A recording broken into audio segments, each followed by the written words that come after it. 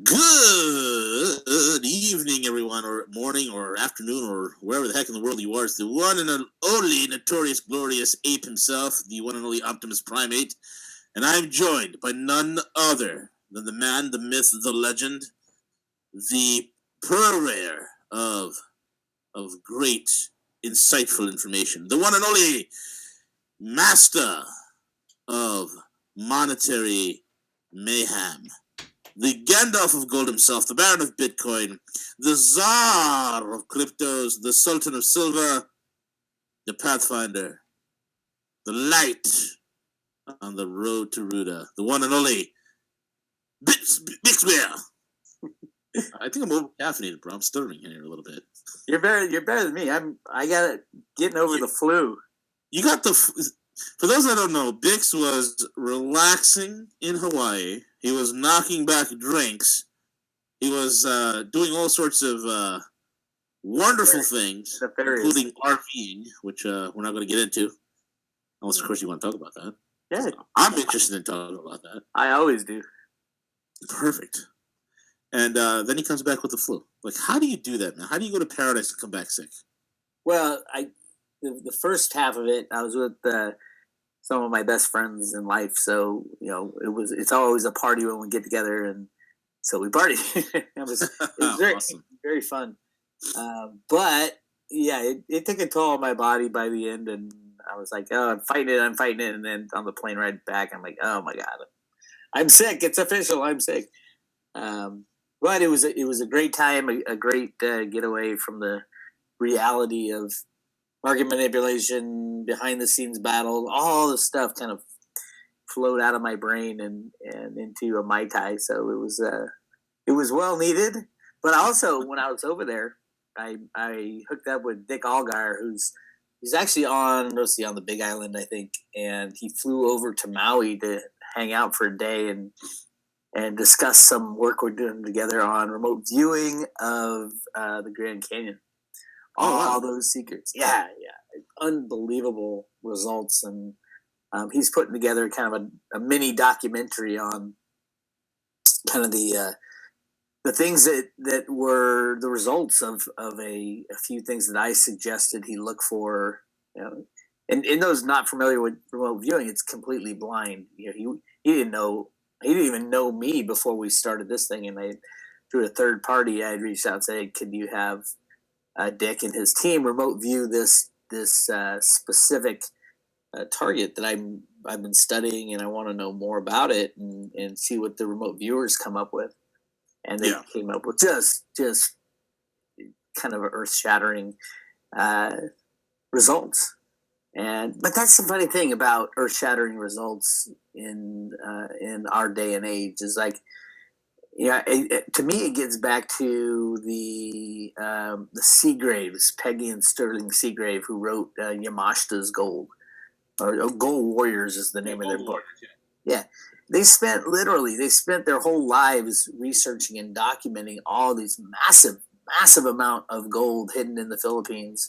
Over 300,000 tons of gold hidden in these caves in the Philippines. They have so much evidence and so many official documents, congressional testimony, court testimony, you name it. There's just such a massive amount of documentation proving that this is the real deal, that all these caves in the Philippines were the real deal. And yet, the world just kind of brushes it off, and you still got the gold bugs out there saying there's only 190,000 tons of gold that's ever been mined. It's just insane how they spent their whole life proving beyond a shadow of a doubt that this is a real deal, and yet, what was it really good for? The world just blows it off, and how... does it change anything? It changed a few people like myself. It made me open my eyes to the fact that gold is not as scarce a resource as they say it is.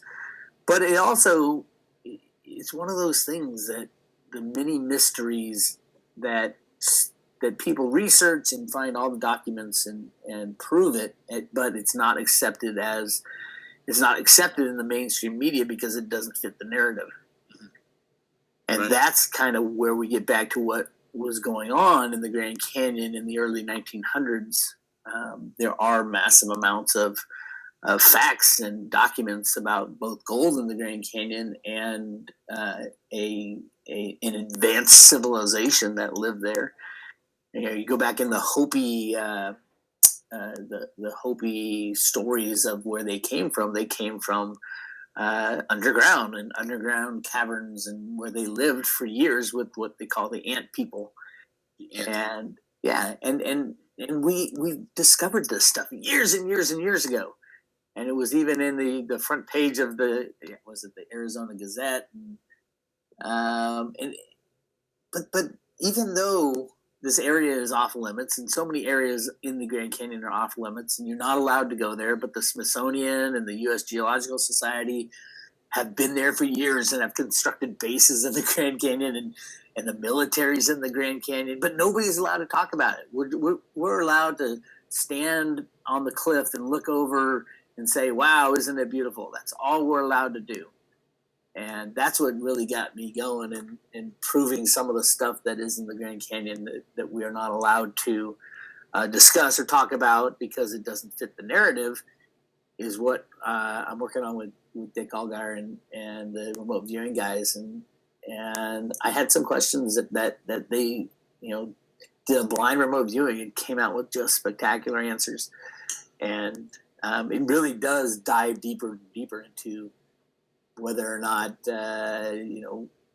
can we build the pyramids today? What were these civilizations around the world building temples and pyramids on every continent, especially what's going on down in Antarctica right now, the discoveries that are going on? Why aren't we allowed to know about this stuff? And it is real, and has been proven not only with your own eyes. I mean, I've been to Machu Picchu. I've seen the Sun Temple at Cusco.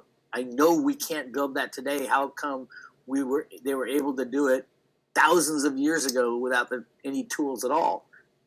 So what we're taught in schools is a lie. What we're taught in the media is a lie. And hopefully, when we get past this transition out from under the control of the deep state and all that, we will be able to understand these truths and say, oh my God, the world is very different than what I thought it was. Let's get into some of those things that you just mentioned. Let's talk about some of these. What didn't secrets. I mention? I mentioned so many.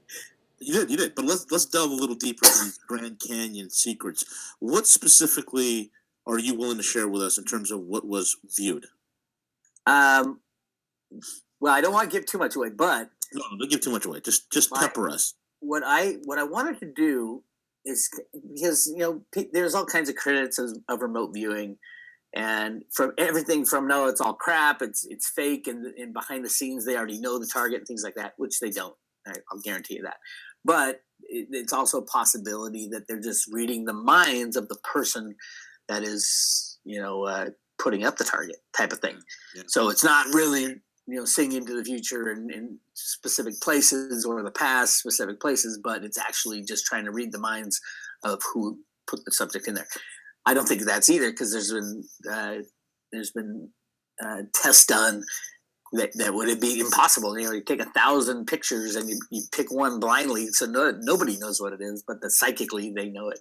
But the specifics into the target, I wanted to go back to the first person. The first person outside of the Hopi that we could really target in on and say, what did this person see when he found this place in the Grand Canyon? And so historically, I go back into all these records, and there was an old prospector named Seth Tanner. And Seth Tanner was a Mormon who was sent to that area, and you can find all these places in the Grand Canyon now named after Seth Tanner's Tanner Trail, Tanner Trading Posts, and things like that. But Seth Tanner supposedly had a trading post just outside of the confluence of the Colorado River and the Little Colorado River. He was supposedly took some Indian wives, so he got in with the Hopi. He spoke their language. And he discovered a secret underground city with the caves and the artifacts and all this stuff, but we didn't really know what it was. The Hopi found him, blinded him. They would usually kill people who found their underground city, but they blinded him, and that's and after that, it was always people would take Seth Tanner as a guide to try to find the spot that he found. So he was known as the blind guide in like the early 1900s. So that was my target. My target was Seth. Didn't even say his name. It was a picture of Seth Tanner, and after he'd been blinded. So it's an old picture of him. And my question was, what did he see that caused him to become blind?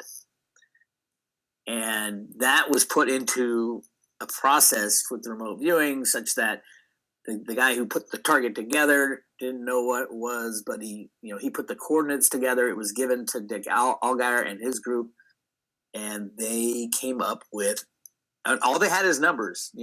It's like two sets of numbers, 4-digit numbers each, and it was unbelievable what the results came out. So they sit there with number 8734569, whatever it was, and they do a remote viewing on it, going through the whole process of remote viewing. If you're not familiar with remote viewing, check out it's kind of like the movie Men Who Stare at Goats. Sure. And but if you do more research into it, it was a military that was protocol. Yeah, it's and the results are, I mean, whether it's psychic ability or if it's they can bilocate or whatever it is, it works to an extent if you're trained and you're good enough at it. And Dick is one of the best in the world, and he was trained by military guys.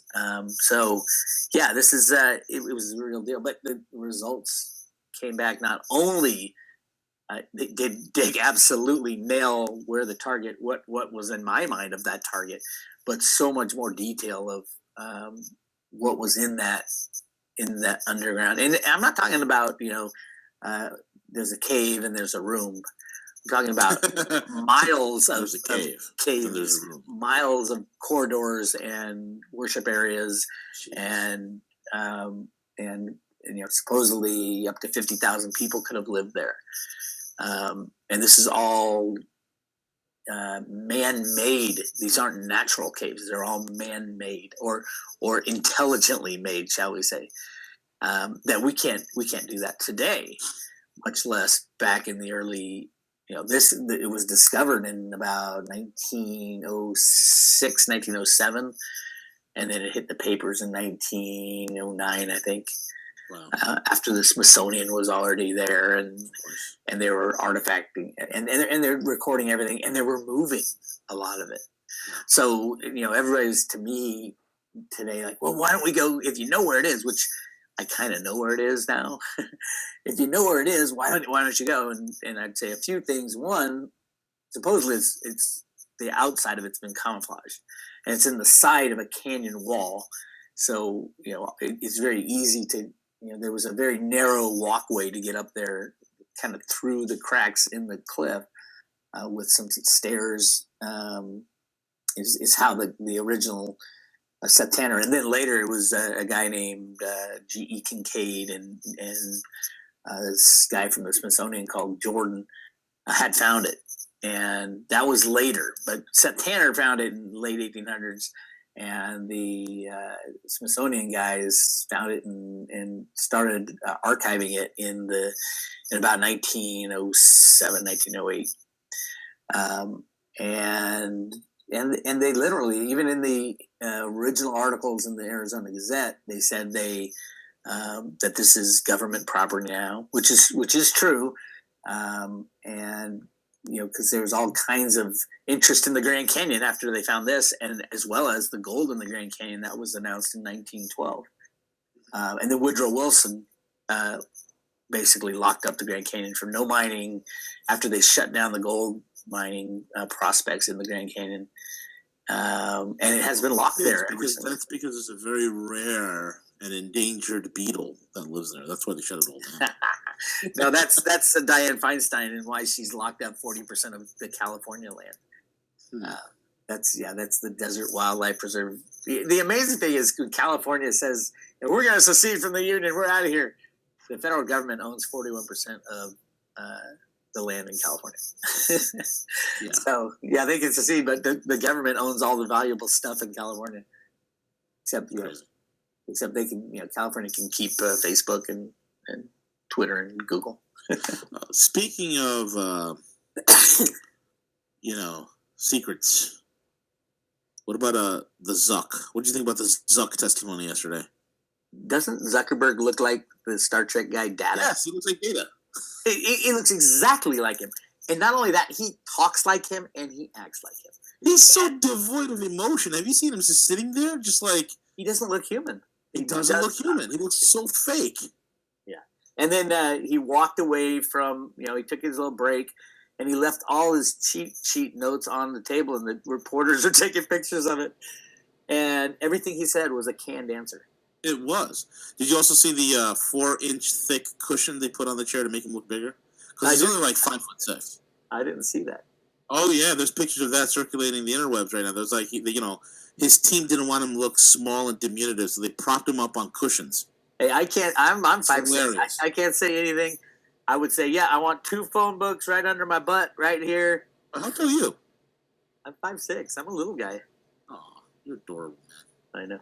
But my son's kicking butt in Europe in soccer. I'm just that's right. You've given birth to the next David Beckham over here. So here's a good one. Next Cristiano. Yeah, I may have. I swear to God, he's got 2 tryouts with Premier League teams one in France and one in Belgium. Wow. And because he was on this tour for the last couple of weeks, and he was like the only guy who got 2 callbacks, and so he's flying out there to literally try out for professional European soccer teams. I'm like, holy moly! How old is your kid? He just turned 19 yesterday. Wow, that's amazing, bro. I hope he gets it. I do too. He will. It's life changing. It's his goal and dream, and that's weird. When we get onto something, we have a hard time of just half-assing it. We got to go full bore. Yeah. So he's been doing this his whole life, and I'm like, come on, you can play for a college in the U.S. He's like, Dad, that's not real football. He calls it football. Yeah. He goes, if I'm gonna play, I'm gonna play for the best in the world, and he's got dual citizenship, so he's got an English passport as well. That's right. Wow. So he can play in Europe, which is a big deal. I didn't know it was such a big deal. But I guess it is a job, and you need a working visa and all that. So even some of the best players in the world can't really can't join some of these teams because they don't have a EU passport. Dude, that's epic. I hope he gets it, and whoever he lands with. Who's his favorite squad? Who's his favorite? Liverpool. Club? Liverpool by far. His mom's from Northern England. He's bled Liverpool red since the day he was born. Wow. So, he's a good kid. He'll do very well either in – see, that's the other thing. If he signs a European professional contract, all the college scholarships go away. You can't have played professionally. But he didn't want to go to college anyway. He could have. And he wanted to waste his time.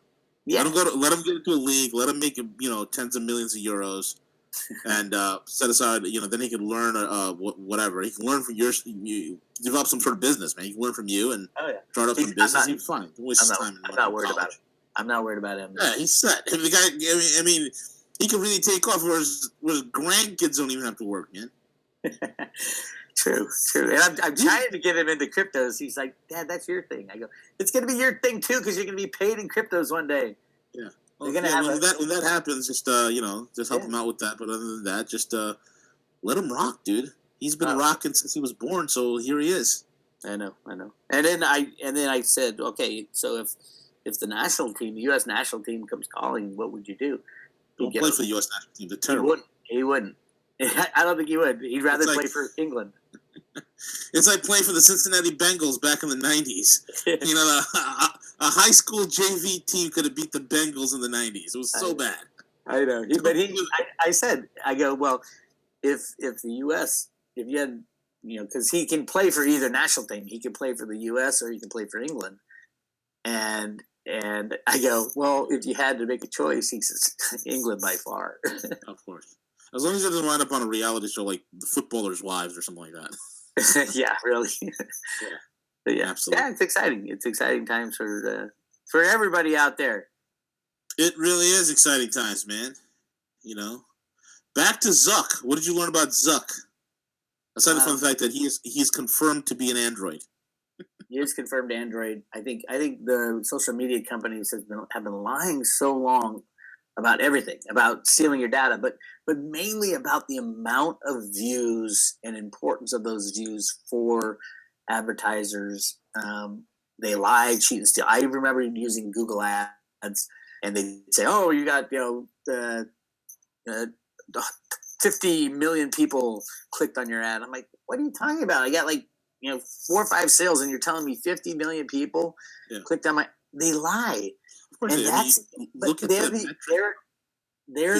they self-regulate themselves, and everything is a lie. And they've been getting away with it for so long because it was very small scale, and now it's so big that those lies, people have lost faith in the management and the reality of these social media companies. And now the government's getting involved, and they're going to slap down regulation type of stuff. So what does that mean? They're not that the government's going to be in there. I think a third-party crypto solution is going to be the answer. Yeah. And a company like ADX. ADX is my big advertising. Let's talk about ADX, man. I mean, especially with the shenanigans coming out, and people were aghast by Facebook. And I was watching the whole Zuck thing, and I was like saying to myself, people here they're losing their lunch over Zuck and Facebook. But what about Google? Google's 10 times worse. Ooh, 100 times worse. Yeah. Let's talk about how ADX, man, and there's a lot of people that's been talking about positive things about ADX. You mentioned it before I heard about it from anybody else. You mentioned it like weeks and weeks ago. Let's talk about ADX for those who might have forgot or you're hearing this for the first time. Go ahead. Well, ADX it's a crypto-based company meant to fix all the problems that we have with social media advertising and data usage and things like that. It's a third-party crypto solution, and we all know cryptos are based on truth and honesty. ADX is one of those on the Ethereum blockchain, smart contracts. And the way it's done is that it removes Google and Facebook and Twitter from reporting, from measuring data, from the security of data.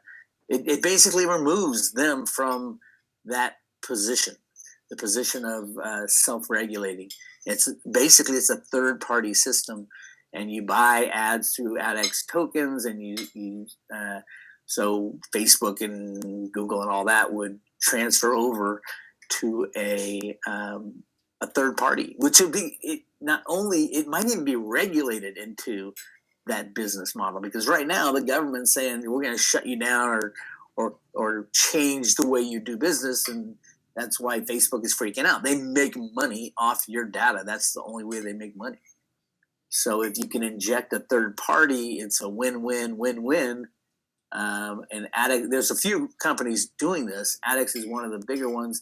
This was an ICO from last year, and it's another example of a company that got some money to build a product and great management and had the proper idea and the proper programmers, and have already had some success in implementation. And once one of these big ones comes on board, it's going to just change the whole thought behind the crypto companies that were ICO'd last year. And because now's the time for these companies. They've had a year, a lot of them had about a year to write the code and implement and test and all that stuff. And ADX is one of the leaders. And I do think at some point, all it takes is one company to see this type of solution where they don't have to break up Facebook into 1,000 different pieces like they did the phone companies. You can inject honesty and a third party to kind of regulate it and use the ADX token as the token in that, and it's an exchange type of thing as the form of money. And I think With ADX, it was up at like 350 or something per ADX token, and now it's down to 60 cents. So it's just screaming buy. All the tokens have been destroyed by the manipulation of Bitcoin, and it's all been planned to kind of to jack it up from November to December and then crash it to destroy sentiment. But I don't know many people who have sold. I know a lot of hodlers who sit there and wait and say, hey, this is a technology that will be implemented and is necessary in the future. And the future is just screaming forward when it comes to social media and advertising and the fraud and the corruption that is currently taking place. And it's a solution. So, yeah, I think it's a no-brainer buy at 60 cents or whatever ridiculous number it is right now. Perfect. Where are we in the crypto markets, my man? I think the manipulation is so crazily staged, and it's so obvious to anybody who understands how manipulation works. It started in November. Somebody or some entity, very large entity, coordinated with a lot of different groups, including the Mt. Gox people, to first drive up the price of Bitcoin. Is the proxy for the rest, so they'll all fall or rise in sympathy with Bitcoin. So from $6,000 Bitcoin in November, they drove it up to $20,000 in mid-December. And then Mt. Gox sales were timed and coordinated to drive it down for a month. And then the social media blockage of advertising in cryptos was timed. It's like every few days it would be Facebook, and then next week it would be Twitter, and then it would be Google, all basically trying to drive down the price of the cryptos. And then governments and exchanges, and it's like bang, they're all staggered, all coordinated. And the latest is they're trying to hold off until tax day, because a lot of the crypto people who made money last year now have to pay taxes, so they have to sell cryptos. And because they thought they'd be a lot higher come tax season, that's not the way the manipulators work. They want to inflict the most pain as possible. So they're going to hold it down past tax season. And then come May, I think we'll finally see the bottoming and some kind of more excitement in the crypto world. But until then, the manipulation, they can do a lot of things with the regulators, with announcements, with the rehypothecated exchanges. If you have your crypto in an exchange, you can pretty much kiss it goodbye when the banks start to wobble. So all the exchanges rely on the banking system to pay their employees, they deal in cash. They have to pay taxes in cash. So if the banks go down, you can kiss all the cryptos in exchanges, kiss it goodbye. It'll disappear like it did at Mt. Gox, or get stuck in a bankruptcy like it did at Mt. Gox. And then, with the bankruptcy criminality there, they're going to value your crypto at the day the exchange shut down. So in the case of Bitcoin, it was like $450. And even though the price of cryptos has skyrocketed since then, anybody who held their crypto in that exchange, all they got was $450 on their claims. And then what happens now is theoretically, well, not now, because the trustee has not sold enough cryptos to cover all the claims. There's like 5% left, which is ridiculous. Could have done it right there, but that's not the plan. The plan was to destroy the price of the cryptos and to delay the inevitable rise. So where it goes from here, I don't know. I think the remaining cryptos, 160,000 Bitcoin and Bitcoin Cash, might be distributed to the, by law, it goes back to Mark Karpalus and Mt. Gox. But he's already said, I don't want that. It's not mine. It's the stupid bankruptcy law that has been dragging their feet on purpose. So he says, if I got them, I'd just give them back to the rightful owners. Yeah, he's actually playing nice. Well, he's got to. I mean, and people have a hit out on this guy for his life is destroyed. He'll never do anything again. There's just so many angry people with a lot of money who blame him. Although I don't think it was him. I think it was a planned maneuver by the banksters to make Mt. Gox disappear. Very, very interesting, man. Very interesting indeed. So you think that after the tax day, when the dust settles, say mid to late April, we're going to see a turnaround? Yeah, yeah. I mean, but that's the thing. It's like, what's a turnaround? I mean, we're right around where we were in November when the manipulation began. The manipulation didn't begin when Bitcoin hit 20,000. The manipulation brought Bitcoin from 6,000 to 20,000 as part of the operation. So we're basically, up 20, 30% since the beginning of November. That would be, if you look at it, just take everything else out that happened.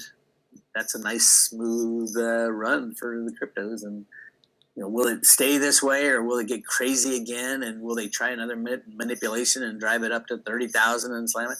I do think they will. I think they'll continue this insane. Cliff High calls them crocodile teeth, and that's some teeth are bigger than others. We just had the incisor driving it up from 6,000 to 20,000 and driving it back down. But it's taken a lot. It's taken a lot to drive it down, including the Mt. Gox physical sale of cryptos. We did have the Winklevoss brothers announce that they're going to do block trading in Bitcoin, meaning that the big money can get in theoretically without destroying the price on the upside or the downside. So there's a lot of changes. But the funny thing is, through all this turmoil, nobody's really questioning whether or not it's a viable technology anymore. Nobody's really saying... Yeah, nobody is, except for those that don't know about it, really. Yeah, but who's that? I mean, like, people that don't know what the technology really is, they just go on an axiom they heard from somewhere else. But yeah, nobody's questioning the. But nobody listens to those people anymore. Like exactly. Nobody listens to Peter Schiff anymore. He's, how many times you say the same thing and be wrong for 9 years, and yeah, it's kind of like, oh my god, I can't believe he still doesn't understand what a cryptocurrency is. Nope. They can't wrap their head against the fact that we are in the machine age, we're in the computer age, and we are dealing with the currencies of machines. And we will require truth and honesty, and that's the biggest thing. And truth and honesty isn't in the gold market. It's not in the silver market. It's not with our governments. Truth and honesty has to be third party verified by mathematics now, and we can do that with the cryptos. But that the loss of faith in our leaders, in our monetary system, in our regulators, that's what's really driving, and what will really drive the crypto revolution is the loss of faith in our old system. And then you look at the new system, it's based on mathematics, and that's the key. That is the key, my friend. That is the key. We're at the we covered all the litany of stuff, man. Any closing comments you want to say? And also, what are you offering on the private road? I got a silver Ruta coin.